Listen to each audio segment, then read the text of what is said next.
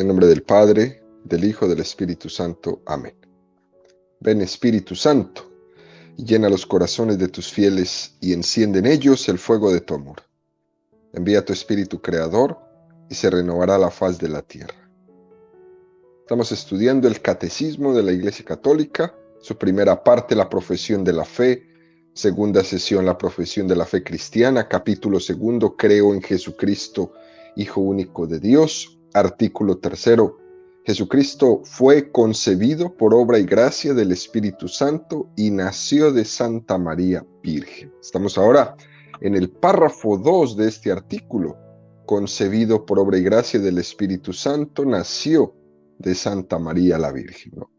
Hoy entramos en el segundo apartado de este segundo párrafo.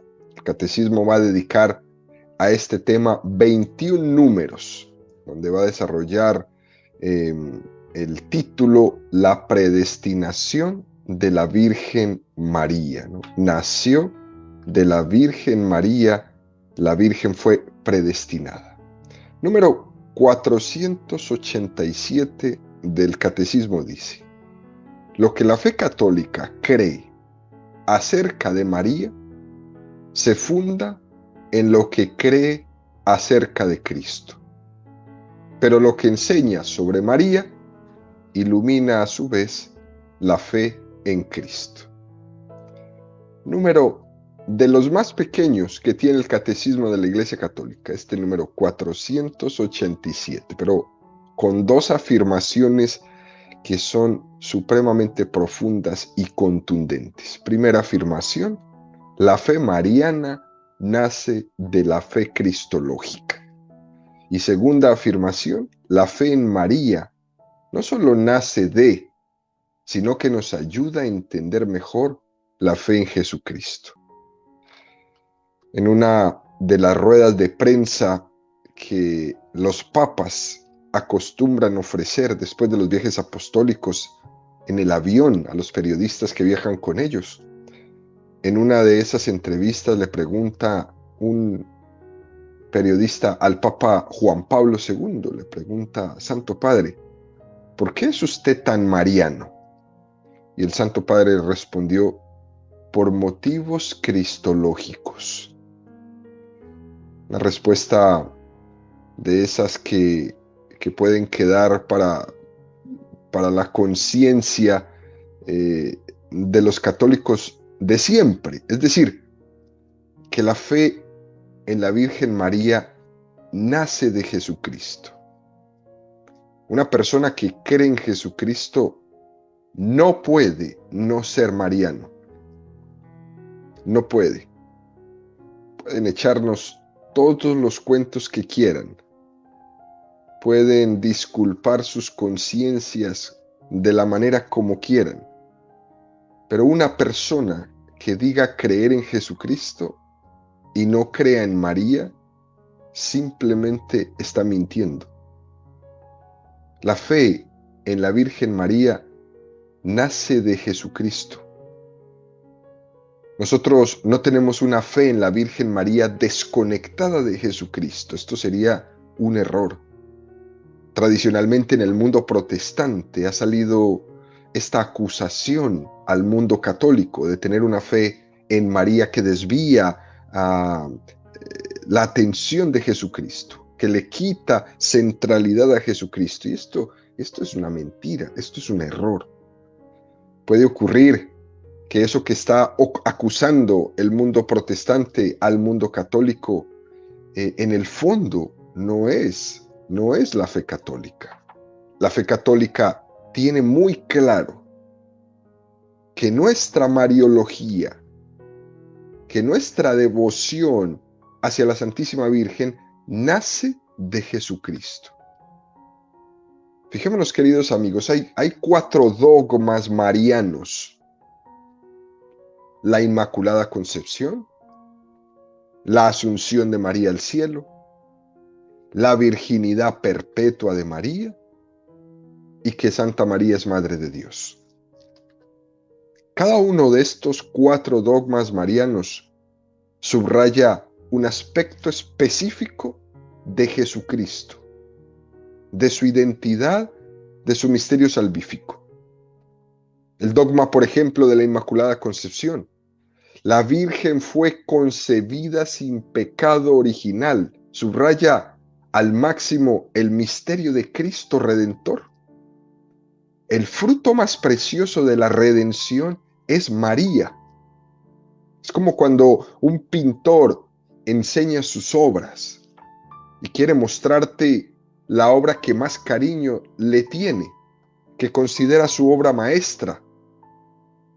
Jesucristo nos diría, mi obra maestra de la redención es María.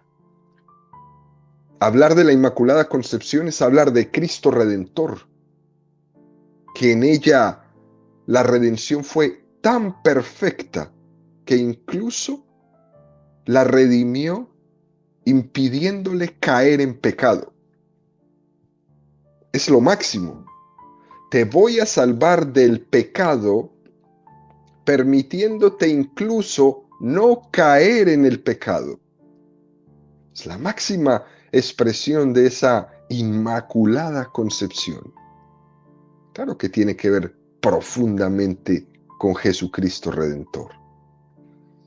El dogma de la Asunción de María a los cielos. La Asunción subraya el pleno triunfo de la resurrección de Jesucristo.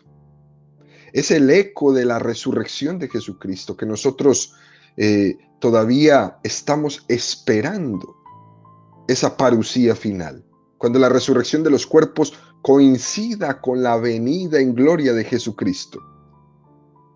Eso en María ya aconteció.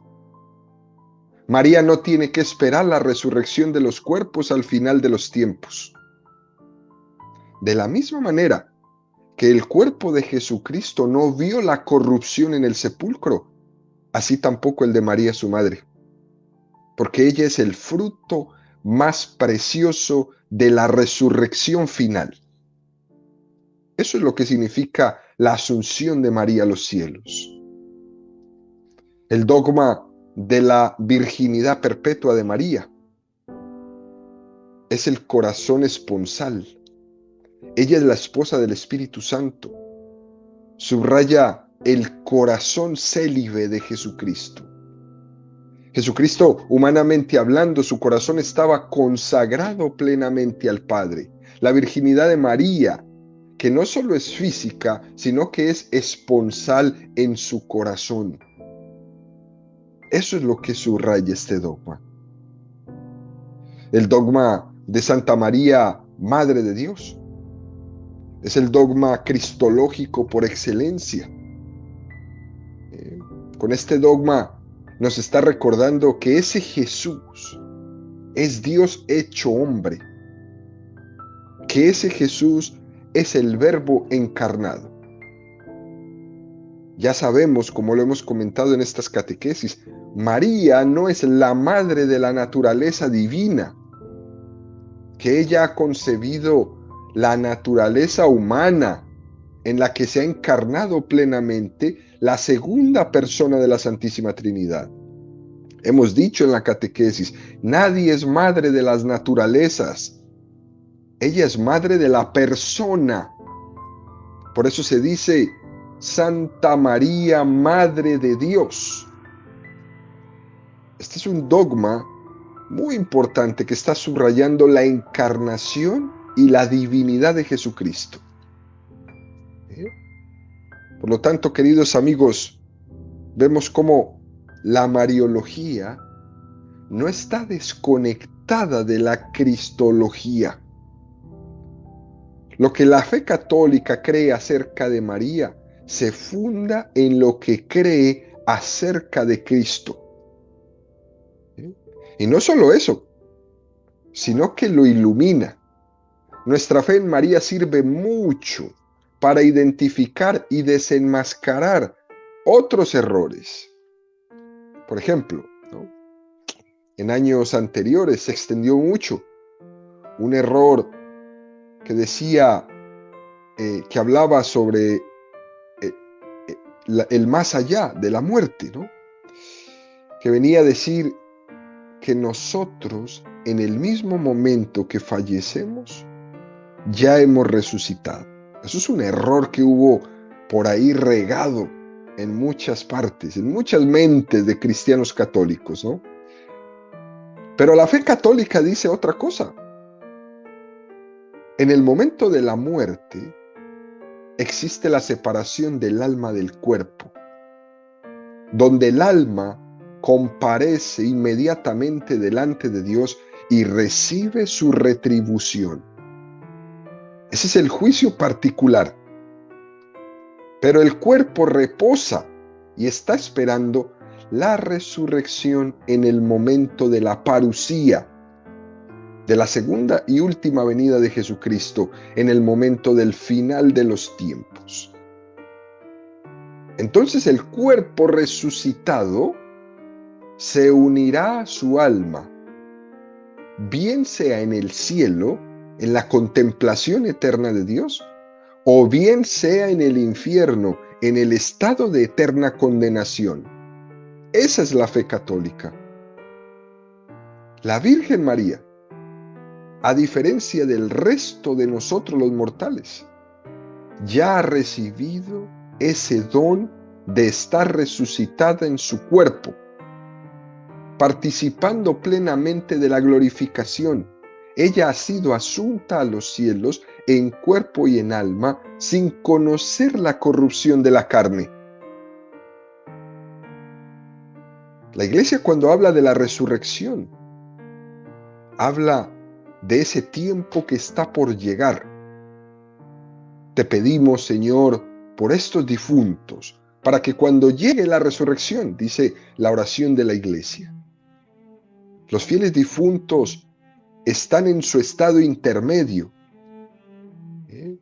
en que sus almas están carentes de su cuerpo, bien sea en el cielo, bien sea en el purgatorio o en el infierno, esperando el momento de la resurrección final para recobrar sus cuerpos resucitados e ir en cuerpo y alma al lugar que han recibido en retribución en el momento de su muerte, cuando ocurrió el juicio particular. Esa es la fe católica. Lo demás son mentiras. Y la única que está exenta de todo esto es María, que ha recibido de una manera plena y adelantada el triunfo pleno de Cristo sobre la corrupción.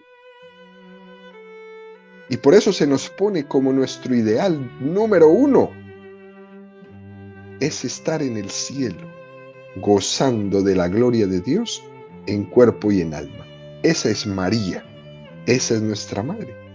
María es el foco que ilumina la comprensión de la fe en esta resurrección. Número 488 del Catecismo sigue profundizando y nos va a hablar de la predestinación de María, ¿no?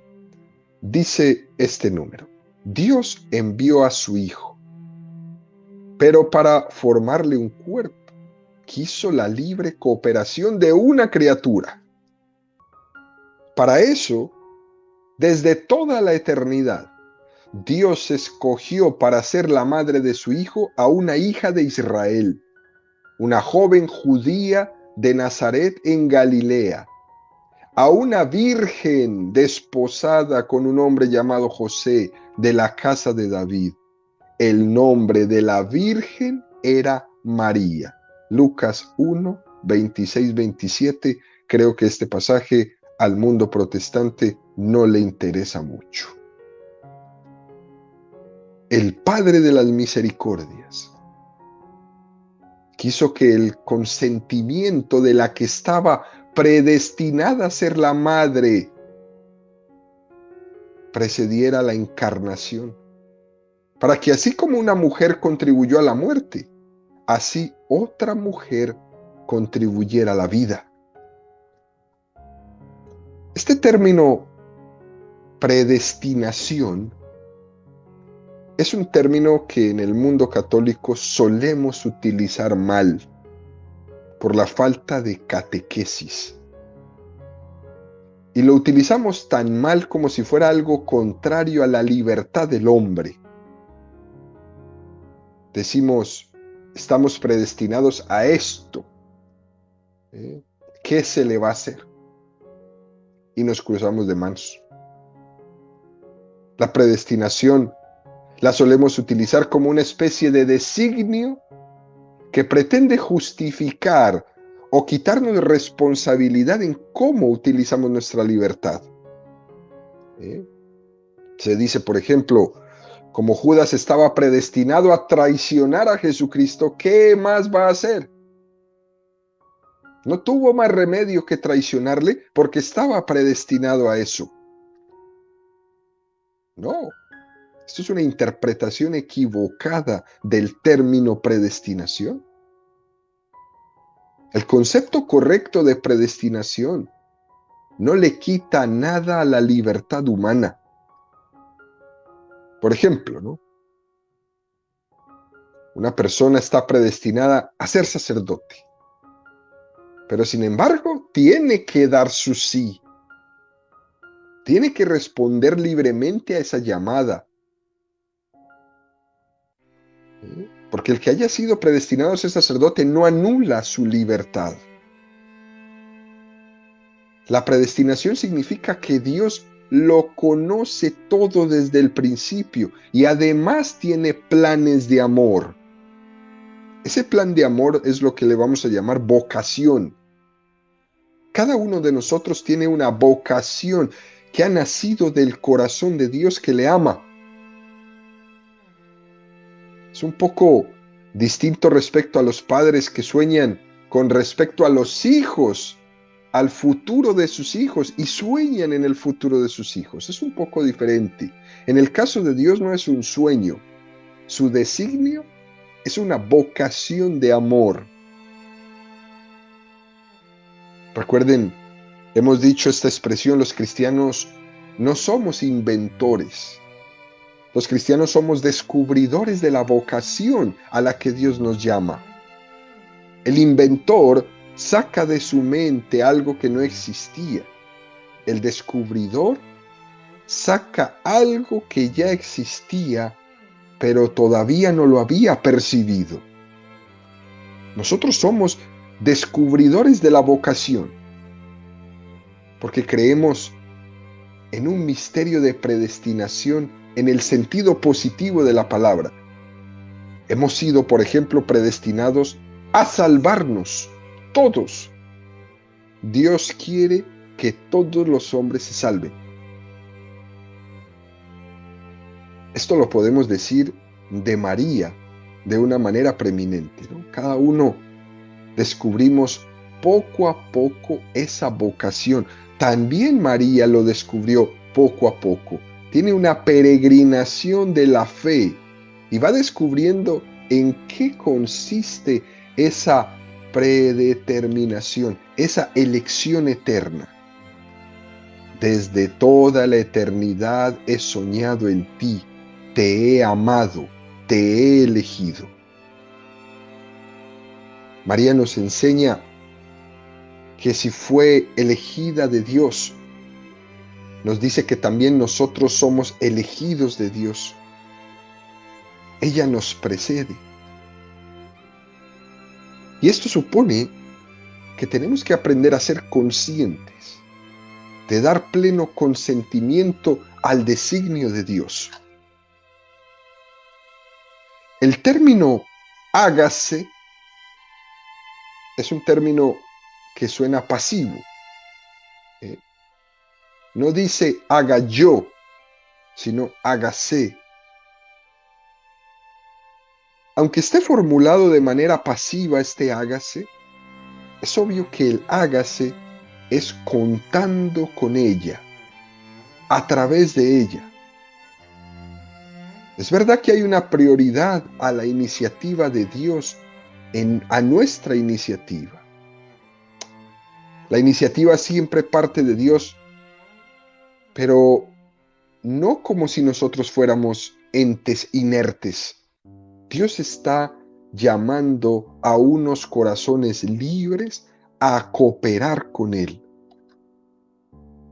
El que te creó sin ti, no te salvará sin ti.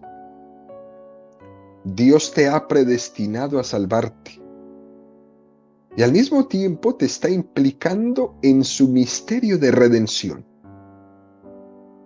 No a que seas un sujeto pasivo. El colmo de la redención es que el redimido pasa a ser de alguna manera corredentor. Así es el caso de María. María es la perfectamente redimida y al mismo tiempo es corredentora. A nosotros también nos llama a ser corredentores con Él, a completar en nuestra carne lo que le falta a la pasión de Cristo, a hacer de nuestra vida, de mis enfermedades, de mis cruces, a hacer de ellos una participación en ese misterio de la redención del mundo. Por eso subo a la cruz y me clavo con Jesús en la cruz. Por eso tomo mi dolor, por eso tomo mi enfermedad, por eso tomo mi pasado, por eso tomo mi presente y me clavo con Jesús en la cruz. Sin renegar, sin maldecir. Me clavo con Jesús en la cruz. Número 489 del Catecismo dice: a lo largo de toda la antigua alianza, la misión de María fue preparada por la misión de algunas santas mujeres. Al principio de todo está Eva. A pesar de su desobediencia, recibe la promesa de una descendencia que será vencedora del maligno y la de ser la madre de todos los vivientes.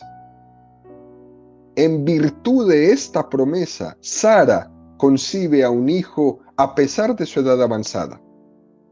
Contra toda expectativa humana, Dios escoge lo que era tenido por impotente y débil para mostrar la fidelidad a su promesa. Ana, la madre de Samuel, Débora, Ruth, Judith, Esther y muchas otras mujeres. María sobresale entre los humildes y los pobres del Señor que esperan de Él con confianza la salvación y la acogen. Finalmente, con ella, excelsa hija de Sión, después de la larga espera de la promesa, se cumple el plazo y se inaugura el nuevo plan de salvación. Qué número más hermoso este que nos presenta el Catecismo esta mañana. Generalmente hemos solido hablar de Eva como una pecadora, ¿no? La tradición oriental llama a Adán y Eva santos. La Iglesia de Oriente, Constantinopla, Alejandría, Antioquía, ellos le llaman Santa Eva y San Adán. Se proclaman y se veneran como santos. Muchos santos pecaron, pero Dios les dio la gracia de morir en santidad, ¿no? Porque proclamar a alguien santo no es decir que durante toda su vida no rompió un plato. Veamos el ejemplo tremendo de San Agustín, por ejemplo, ¿no? Y esto nos da una gran esperanza a nosotros que somos pecadores como Adán y Eva. También yo puedo ser santo en medio de mi pecado. Génesis 3:15. Pondré enemistad entre ti y la mujer, entre tu linaje y su linaje. Él te pisará la cabeza mientras acechas tú su calcañar. Es una promesa que tiene lugar en el mismo momento que acontece el drama del pecado. El descendiente del que habla este texto del Génesis es Jesucristo. Él es el que pisa la cabeza. Es verdad que en algunas imágenes de la Inmaculada se representa a ella pisando la cabeza de la serpiente. María le pisa la cabeza a la serpiente por la santidad que ha recibido de Dios. La gracia de Dios, la resurrección de Jesucristo hace que ella sea partícipe de la victoria sobre Satanás.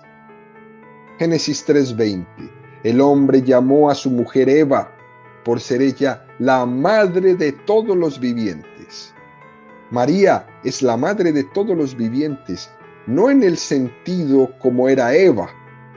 Estamos hablando del nuevo nacimiento sobrenatural, en el sentido de la maternidad espiritual. En virtud de esta promesa, Sara concibe un hijo a pesar de su edad avanzada.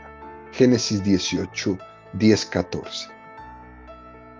Y el catecismo hace este repaso de las santas mujeres del Antiguo Testamento que están prefigurando la elección de María. Nos acerca a Sara, a Ana, la madre de Samuel, a Débora, a Ruth, a Judith, a Esther.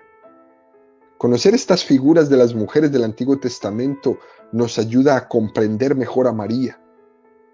Por cierto, los que han tenido la gracia de estar en Jerusalén, en la basílica dedicada a la dormición de María, no sé si se acuerdan, en lo alto del monte Sión de esta tremenda y preciosa basílica, en la cripta hay una imagen de María dormida, enorme, preciosa, ¿no?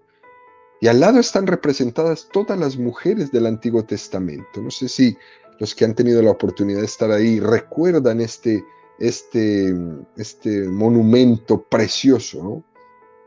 Uno percibe allí, ¿no?, que para lograr tener toda la riqueza que Dios nos quiere dar en María, tenemos que acercarnos al Antiguo Testamento, a todas estas mujeres, que también fueron elegidas de Dios para traer la salvación a Israel. Génesis 18, 10, 14. Dijo entonces él: volveré sin falta, pasado el tiempo de un embarazo, y para entonces tu mujer tendrá un hijo. Sara lo estaba oyendo a la entrada de la tienda a sus espaldas. Abraham y Sara eran viejos, entrados en años, y a Sara se le había retirado la regla de las mujeres. Así que Sara se rió por sus adentros y dijo: ahora que ya estoy pasada, ¿sentiré el placer y además con un marido viejo? Esto es un pequeño adelanto, unas pequeñas arras de lo que está por llegar, que es la concepción virginal de María. Contra toda expectativa humana, Dios escoge lo que era tenido por impotente y débil. Dice la primera de Colosenses 1:27. Ha escogido Dios más bien lo necio del mundo para confundir a los sabios. Y ha escogido Dios lo débil del mundo para confundir lo fuerte. Dios ha elegido estas mujeres del Antiguo Testamento débiles para llevar adelante su camino de salvación. Es curioso que en el Antiguo Testamento los profetas de Dios hayan nacido de mujeres que eran estériles o que eran de avanzada edad, que no era propio que fueran madres. Esta manera de actuar de Dios subraya que su don es gratuito, que los enviados de Dios no nacen de la carne y de la sangre, que nacen de Dios. Todo esto es una preparación para hablar del don de Cristo concebido virginalmente en el seno de María, para mostrar la fidelidad de Dios a sus promesas. Ana, la madre de Samuel, Débora, Ruth, Judith y Esther y muchas otras mujeres. María sobresale entre los humildes y los pobres del Señor, que esperan de Él con confianza la salvación y la acogen. Finalmente, dice el catecismo, ¿no?, Ella es la excelsa hija de Sión. Después de la larga espera de la promesa, se cumple el plazo y se inaugura el nuevo plan de salvación. María está incluida en el grupo de los pobres y humildes de Yahvé. María es ese resto de Israel que acoge la salvación. Ella es la hija de Sión.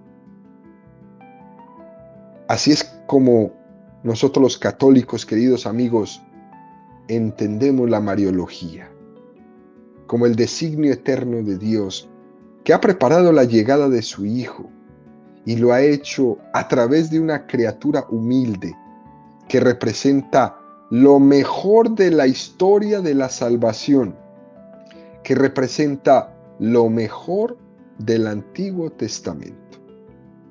Así es pues, queridos amigos, como los católicos explicamos la predestinación de la Santísima Virgen María.